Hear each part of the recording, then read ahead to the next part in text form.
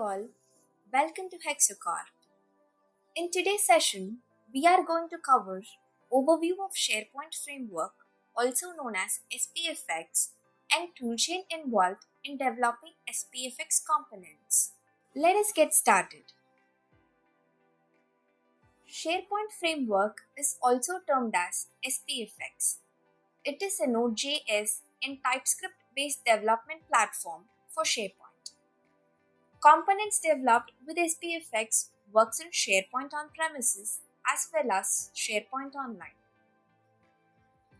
SPFx components run under the context of current user, so only will have the permission of the currently logged in user. Unlike the legacy app model, which is based on iframe model, SPFx does not rely on iframe.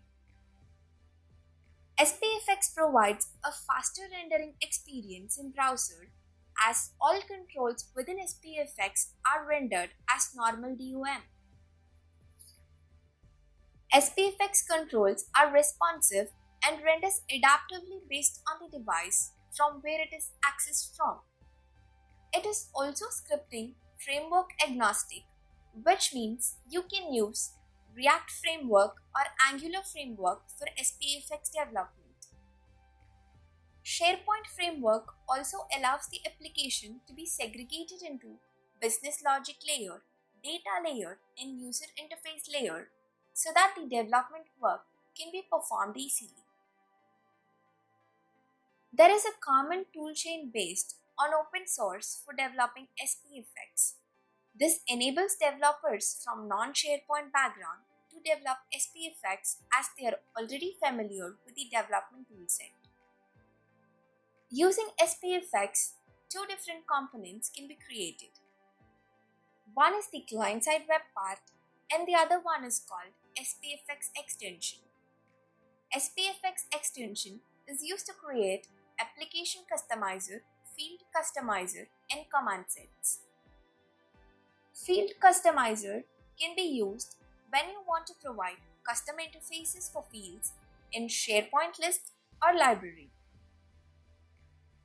Command sets extension facilitates adding custom commands to SharePoint list or library toolbar. SPFx web parts can be integrated with classic as well as modern SharePoint pages.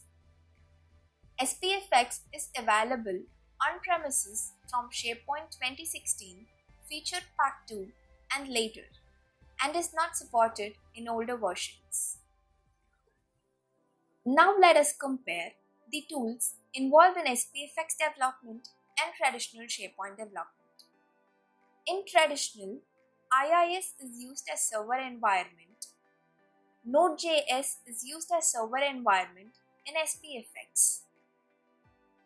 NuGet is used for deployment packages in traditional SharePoint development. NPM is used for deployment packages in SPFx development. Visual Studio project templates are used for developing traditional SharePoint components. Different templates available in Yeoman are used for developing SPFx components.